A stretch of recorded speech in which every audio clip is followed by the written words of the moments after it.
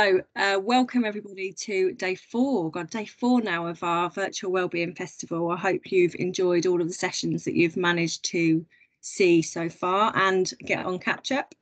So as you all know, today's session, so this evening's session, is about writing for wellbeing. So time to celebrate yourself and all that you are. Thank you so much for bearing with us through our technical difficulties, but your team today will be myself, Dawn, and Anne, and also Louise will be in the background with us as well, just helping out, and maybe some tech guys that we may need later on.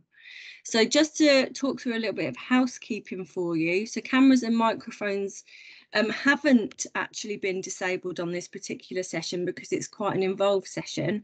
But if you do have some background noise, it would be brilliant if you would be able to make sure that you are on mute, just so that we can all hear Roshni talking to us. You can use the chat function to add your thoughts, comments, or ask any questions. Alternatively, you can use the raise your hand function at the appropriate point and come onto camera to ask your question directly. If you don't have that function, because potentially you might be on an iPad or a phone, then just let us know in the chat box that you want to ask a question and come on camera, so that's fine.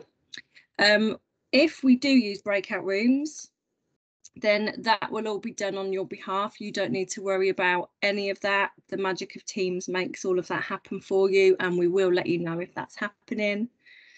And for colleagues that are hearing impaired, you can turn on the live caption by using the 3 dots at the top of your screen, and that is also only enabled on phones, sorry, only not enabled on phones and iPads. Thank you. So then, just to give you a little bit of background on the session that you have just joined. So we are with Dr. Roshni Bihari, and she is a London-based portfolio medical educator, former NHS consultant in rehabilitation medicine, published poet, writer, and writing for wellbeing and personal development facilitator. She's an active advocate of the medical, humanities and arts in health, combining her professional and writing experience in the form of storied selves, which she designs and facilitates writing for wellbeing and personal development workshops for the public, those in healthcare related fields, including healthcare students, organisations such as NHS and HEE staff and trainee groups, as well as those receiving care in healthcare, social care and community settings. So I'm thrilled to be able to hand you over now to Dr. Roshni Bihari.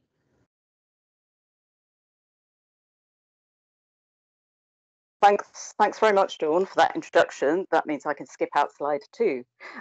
Thank you, that was lovely. Real pleasure to be here, and thanks very much for your patience. 1, for all coming, 2, for your patience, and 3, to the team for the technical help. These things, let's get writing. And on to the next slide, please. So some of you talked about morning pages. One of you talked about morning pages. My scribbles here, can't see who it was. But yes, free writing is something that I like to introduce. It's something that's quite simple in that you can do this, and I'm going to set you time just to do this for 5 minutes, of writing whatever comes into your head. Now that can sound quite challenging, especially after a busy day when you're like, well, I can't think of anything at the moment. So I'm going to give you a prompt to just make things a bit easier, as this, your first time doing it in this way with me. So the aim of free writing, and it's also called stream of consciousness writing, is that you write whatever comes. That this is permission to make no sense at all. You don't need to be having a plot, or that is my phrase, and I like it. So feel permission to make no sense at all. Your pen, when I start the clock, will just keep writing. Obviously, if your hand hurts, shake it, but I want you to keep writing for 5 minutes, and I'll tell you when 5 minutes is up.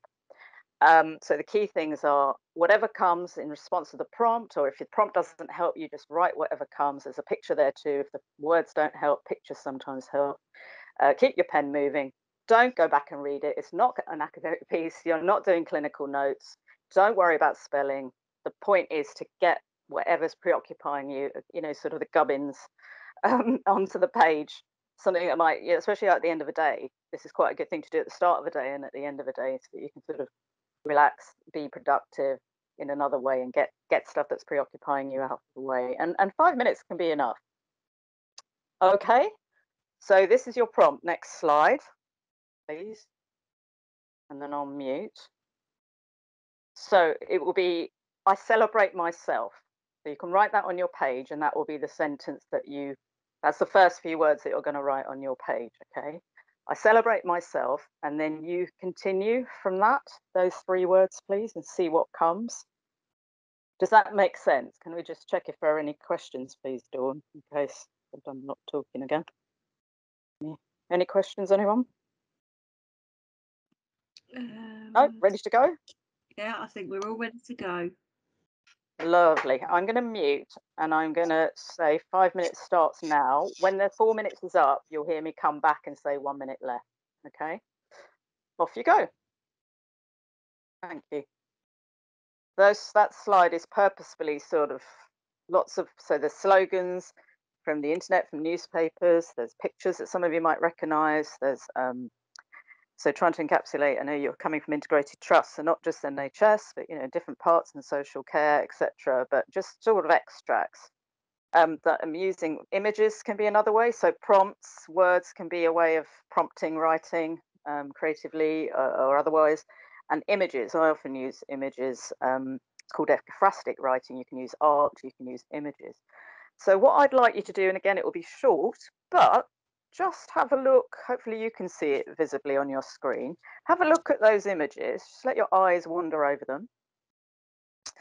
And using your own experience, or reflecting on your own experience, drawing, shall I say, on your own experience of being a member of the caring profession, being the trust as you are, either before the pandemic, during the pandemic, or I mean, a lot of these relate to the pandemic. You might not want to write about the pandemic.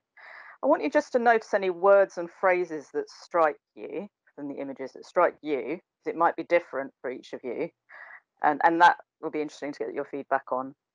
Your responses, in particular, your emotional responses and any thoughts that arise for you from any of these images. So you can focus on a couple if you want, or you can just sort of take a range. Does that make sense? So it's a little bit of a sort of responsive writing, really, which is I've just come up with that phrase, but a response to images and words, some of which might resonate with you. Some of these are very familiar to you. Any questions there? Again, I'll have to give you just 5 minutes for that, I'm afraid, because I started short. We ready to go? Again, you don't need to create anything. If you want to write a poem, go for it, but just what comes out again. So, if you want to list your words, you want to list your emotions, you want to write, you can say, this makes me feel. You can write some sentences. So I'm going to give you 5 minutes, and I'll give you a 1 minute warning like I did last time. Okay. Thank you. Something a little bit more relaxing, hopefully. Making time to stand and stare at clouds, at nature, whatever makes you feel good. So here comes a poem, and very much like to Kaj knows, she's been in one of my groups. If anyone would like, sorry, on to the next slide. Sorry, talking before I've gone to the slide, you don't know what I'm talking about. Thank you, Dawn. If anyone would like to read that poem on the left out loud, it's nice to hear another voice. Don't feel pressure. I'll read it otherwise. If anyone would like to read it, it's quite nice to hear someone else read out. I'm quite happy to do it, she says. Oh, great. Hi, Louise. Is that Louise? No, it's Anne, but yeah. Oh, sorry, Anne. I feel under pressure now. But I'll do it. I'm quite happy to do it. Okay, go for it. I had a bit of a moment with a bit of poetry this morning, so okay, bear with me. So what is this life if full of care? We have no time to stand and stare, no time to stand beneath the boughs and stare as long as sheep or cows, no time to see when woods we pass where squirrels hide their nuts in grass, no time to see in broad daylight streams full of stars like skies at night. No time to turn at beauty's glance and watch her feet and how they dance. No time to wait till her mouth can, in which that smile in her eyes began. A poor life this, if full of care, we have no time to stand and stare. Thank you very much, Anne. Round of applause for Anne. Turn all unmute if you like there, and a round of applause. Thank you very much for volunteering and for reading that so beautifully. So that's the poem Leisure. I think you're being recorded there, you'll be famous, by William Henry Davies, Welsh poet. And really the lines, it's a very, you've probably heard it in adverts, in films, so you know, sort of the lines that I'm taking, extrapolating to resonators. What it's trying to say is, you know, what's the point if we haven't got time? What's the point of rushing around and working and earning loads of money? Well, it's partly what it's saying. If we don't have time to stop and stare and you know, appreciate what's going on around us. So one suggestion here, so we've done a bit of, got you to write some prose, so just, you know, free flowing text. How about trying something simple, a list poem? Now poetry always can scare people, but a list poem can be a nice way of getting into poetry. Some of you have written poetry, I know. Lady who's a pharmacist, didn't get your name, said you wrote poetry. But how about, and I've given you some stems just to make it not easier, but to help you. How about you think about the last time you stopped and stared, or stood and stared, but I keep wanting to say stopped and stared, see? Pause for breath, actually thought, okay, let me think about what's going on here with my life. So it doesn't have to be work. It can be, I mean, it might be now. You know, you might want to write about how you're feeling now.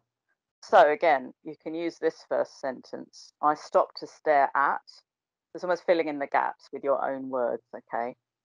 And now just using your senses, what is, you know, what did you, if you're thinking of a memory, can you remember what you felt? Now that might be harder. So you might want to think in the moment, you know, what can you feel at the moment? You might feel the breeze blowing on your skin, because effectively you have stopped to take a pause, because you know you're investing in yourself. What can you hear? I'll mute apart from my voice. What can you see? You might have a window, you might be in the office still, I'm not sure. What can you smell? What are you thinking about? And what do you feel, not on your skin, not sensory, but what are you feeling in yourself? And if you want to carry on writing, you know, what do I remember? So again, memories can come from this. So what I'm trying to get you to do is use your senses. It's sort of, you know, the prompt is, when was the last time you actually stopped, took a breather? Does that make sense? So you've got the framework up there. That makes it easier. Just write those words out and almost fill the gaps with your own sentiment, your own expression. Yeah. Now this is going to be super short, right? It's going to be 4 minutes. So just go for it. Just go for it.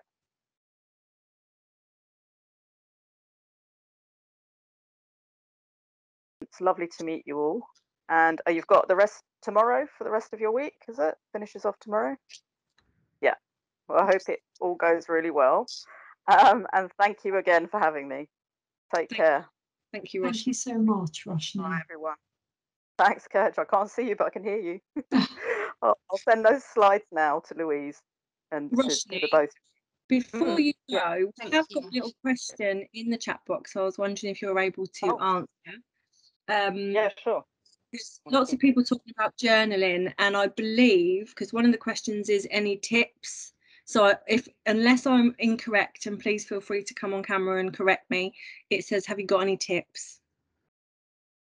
For journaling, I hand on heart, not like, because I don't journal regularly, but again, journaling, I think that I think putting ourselves under pressure to regularly, like, I wouldn't say commit to a pattern. So start off and maybe try once a week or once every other day. I think we're under enough pressure in life too, because you know, you think about a journal or a diary is sort of daily, or like, I mean, I used to keep one as a teenager, and that sort of, I think what I try to do is release the pressure. I don't know if this is a hint really, but yeah, buy a nice notebook, keep your journal, start writing, and it can be, you know, what's happened that day and your reflections on it. So, or again, you know, this is what happened today, and then see where that takes you. So do some free writing, because a journal could be a combination of, you know, your personal writing and how you're feeling, and a combination of what's happened. But it doesn't have to be. Does anyone else that's got more experience in journaling? If you've got 2 minutes to discuss, if you've got, I don't want to keep you all this evening, but if anyone's got more experience of journaling, I mean, my personal feeling is, maybe once a week start off, and then maybe you can build up, rather than putting the pressure of yourself to sort of do something every day. I don't know what other people's feelings are. I think my intention with the journaling was more. You've got to find something that. Oh, sorry. I think Claire, Sorry, I don't know if the connection. Claire, do you want to carry on? Yeah, I think my intention for journaling was more to sort of put thoughts onto paper, where I'm perhaps struggling to switch off from the day, or if I wake up in the night and I'm, a million things are sort of whizzing around in my head, just a way to get things out of my mind onto paper, and then it's off my mind, and I can think, okay, I can, I've written it now, I can deal with that tomorrow. I've accepted it's a thought, I've written it down, I'm going to come back to that when it's not 3 o'clock in the morning. That's more the sort of thing I was intending. Okay, that sounds good. And also, so keeping the notebook with you, like, would you carry your notebook around with you? I mean, it's not practical, if you're at work, you're not necessarily. I mean, I used to do that at work when I was teaching. I would go and write stuff or write things like in my lunch break over lunch. There's more reflective pieces. Sometimes it would be poetry, but yeah, no, if that works for you, I think it's if you want to, it's sort of trying one method and then sort of sticking to it, but experimenting. I don't think anything needs to be hard and fast. And it's the same with this. I mean, this is all part of this, personal writing, expressive writing, things that are bothering you, and then you can look back. Exactly that. It's just like the free writing you've done today. You can look back and see what themes have been bothering you. I think there's also that was Vanessa. Sorry, Vanessa here now. Just also something for having quite a casual notebook, not a nice fancy notebook, but actually just ordinary A4 lined paper. You can explore your thoughts and you don't mind chucking it away afterwards. Or if it's a beautiful notebook, you might feel more pressure to have a finished piece, to keep it. Don't know, I really quite enjoy the process of reading through when I'm ready and shredding, when I've taken all the words that I want to take from it, and to use it. And I'm part of a textile group as well, and they talk about using the words for textile. So going off topic a little bit, but it's kind of really nice to be able to pull out those words, like you said, tired early on, or whatever other words. So, some nice ways. That's great, and incorporate it into textiles. That sounds amazing. That's a really nice idea. Or art or doodling. Like, I sometimes doodle, I can't draw. Oh, that's great. Thank you. So we've got 2 more things, and then I know everybody's so busy. So Patsy just wants to let us know that she journals electronically. So that works for Patsy. And there's a question from Sarah. Are there any local writing groups for wellbeing group? Ask that again. Are there any local writing for wellbeing groups? I mean, I run mine online, so you're very welcome to come to those. I'm not sure about Northamptonshire. Most people are doing them online anyway, so you can. I mean, my details are on the slides and on the promo. But there will be, and the group. I feel really frustrated. I can't type into chat, but you know what? I'll put it at the end of my slides. The place to look is Lapidus, LAPIDUS. Which is the Organisation for Literary Arts, so practitioners themselves sort of belong to that group. I'll put it on my slides, so you can then have a look what's going on in your local area, or just Google Northamptonshire Writer for Wellbeing. I don't know anyone personally who's doing groups there. I'm not sure how many people are doing face-to-face at the moment. But yeah, brilliant. Always very welcome to mine. I have 2 left. Well, no, your healthcare staff. I have 1 left Saturday, and I've got 2 community ones, one next Wednesday and one 4th of August. I do Wednesday evenings for the public. Anyway, so you're all welcome. You are public, and then healthcare staff Saturdays, and I'll restart in August or September. I can't even remember what month it is, but it's all on my website. I don't want to keep you further.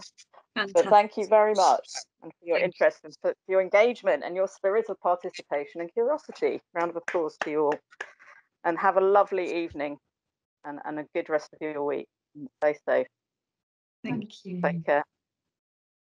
And ladies, I know that you have got so much to do this evening. However, I'll be one moment. So just to let you know that from a feedback point of view, please give feedback on the session. It does help us to learn and shape future events around what you're looking for.